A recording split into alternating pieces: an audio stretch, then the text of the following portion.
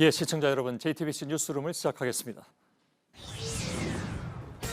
형사사법 체계의 민주적 원칙에 부합하지 않고 국민의 기본권 보호에 빈틈이 생길 우려가 있다는 점을 문무일 검찰총장이 검경 수사권 조정안에 대해서 기자들 앞에 직접 나서 100분 동안 입장을 밝혔습니다. 지난 4일 귀국을 전후해서 밝힌 반대 입장에서 한 발도 물러서지 않았습니다. 검찰 개혁에 공감한다면서도 경찰이 통제받지 않는 권력이 돼서는 안 된다는 입장을 분명히 했습니다. 이어진 기자간담회에서는 때로는 격한 모습도 보였다고 합니다. 먼저 강보들 기자입니다. 문무일 검찰총장은 검찰의 잘못을 먼저 언급했습니다. 검찰이 적지 않은 원인을 제공하였다는 생각을 하고 있습니다. 정치적 중립성에 대해 문제 제기가 있었고 검찰을 개혁하자는 주장엔 동의하지만 지금의 수사권 조정안엔 그 방법이 담기지 않았다고 했습니다. 지금안은 검찰이 수사를 해봤으니 경찰도 해보라는 식이라며 오른발에 문제가 있는데 왼발을 수술하는 격이라고 했습니다. 법안이 그 틀부터 잘못됐다는 주장입니다. 이 때문에 조정안을 보완하겠다는 박상기 법무부 장관의 입장도 의미가 없다고 봤습니다. 그 정도로 된다면 이렇게 문제 제기 안 했을 것이라고도 했습니다. 문 총장은 수사를 시작하는 기관이 아무런 통제 없이 마무리까지 해서는 안 된다고 강조했습니다. 경찰의 1차 수사 개시 종결권을 주는 현재의 법안에 대해 다시 우려를 밝힌 겁니다. 다만 검찰 역시 이 문제에서 자유롭지 못하며 이를 해결하기 위해 노력했지만 미흡한 부분이 있다고 했습니다. JTBC 강보들입니다. 예, 문무일 검찰총장은 검찰이 직접 하는 수사를 줄여서 조직의 힘을 빼겠다고 다시 한번 말했습니다. 그러나 그동안의 정치적 논란에 휩싸이는 등 잡음이 많았던 특수수사에 대해서는 아예 없애는 건 안 된다는 입장을 보이기도 했습니다. 이가혁 기자입니다. 조직과 기능을 바꾸겠습니다. 검찰의 직접수사 총량을 더욱 대폭 축소하겠습니다. 문 총장은 이미 여러 차례 밝힌 것처럼 직접 수사를 줄이겠다고 또 강조했습니다. 이미 별도의 수사청 설립을 추진하고 있는 마약 분야를 비롯해 조세, 금융, 식품, 의약 분야의 수사를 검찰 조직에서 떼어낼 계획도 밝혔습니다. 하지만 정치인이나 대기업이 연루된 대형 범죄 수사, 이른바 특수수사에 대해선 입장이 좀 섞였습니다.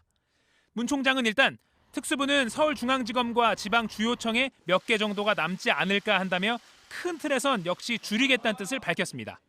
다만 통제 시스템을 두고 특수수사 기능을 유지하든지 아예 검찰 기능에서 빼든지 그 결정은 국민적 결단 사항이라고 단서를 달았습니다. 아예 폐지하는 건 안 된다는 검찰 내부 반발을 고려한 것으로 풀이됩니다. 검찰의 무게중심을 국민 실생활에 밀접한 방향으로 옮기겠다면서도 논란의 단골 소재인 특수수사에 대해선 속 시원한 결론을 밝히지 못한 겁니다. JTBC 이가혁입니다. 예, 문무일 검찰총장은 이후에 100분 동안 진행한 기자간담회에서 굉장히 많은 말을 쏟아냈습니다. 다양한 비유를 사용하거나 때로는 울컥하는 모습까지 보였다고 합니다. 이 간담회는 카메라 없이 비공개로 진행이 돼서 저희들이 그 장면을 다 전해드릴 수는 없고 이 자리에 들어갔던 김선미 기자를 스튜디오로 불렀습니다. 자, 처음 그 입장문을 읽을 때만 보면 기존과 크게 달라진 게 없다는 얘기도 나오긴 했는데 그런데 뒤에 이어진 간담회에서 여러 가지로 뭐랄까요, 이제 흔히 하는 얘기로 작심하고 발언을 했다, 이런 얘기들이 많이 나오대요.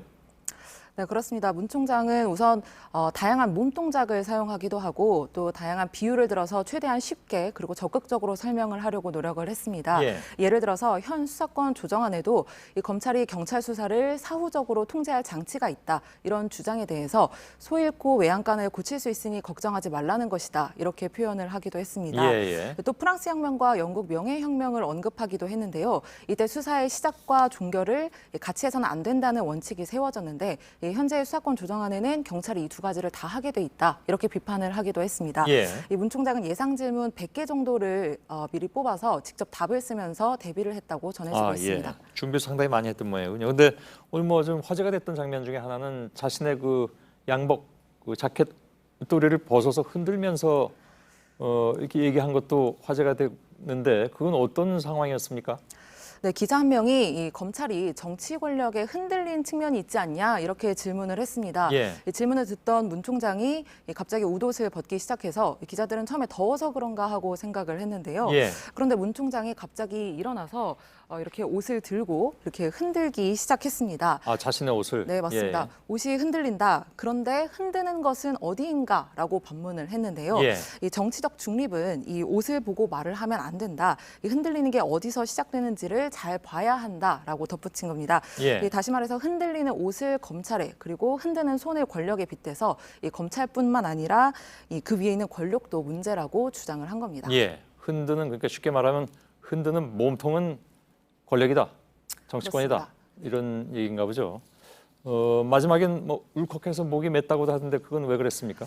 네, 질의응답이 다 끝나고 짧게 소회를 밝히면서 이 문 총장은 공무원 생활을 32년 넘게 하는 동안 광주에서까지 말을 하고 이제 말을 멈췄습니다. 예. 이후 목이 메는 듯 문장을 다 마치지 못하고 나갔는데요. 이 검찰 관계자에게 설명을 들어보니 이 광주에서 태어난 문 총장은 5.18 민주화 운동을 직접 봤다고 합니다.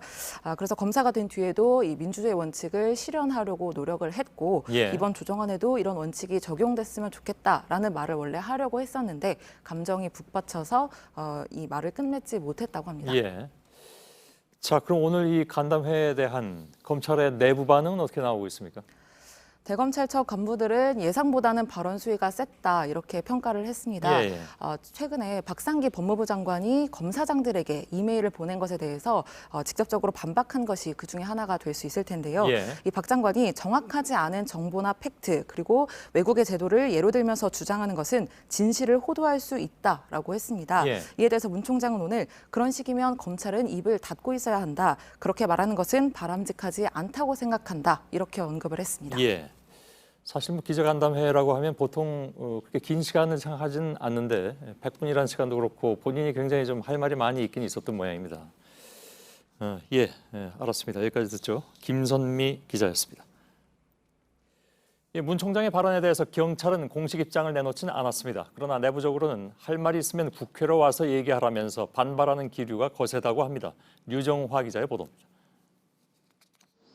경찰은 공식 입장을 내지는 않았습니다. 민감용 경찰청장은 휴가로 자리를 비웠습니다. 하지만 경찰 내부에선 문무일 검찰총장의 발언에 불만이 터져 나왔습니다.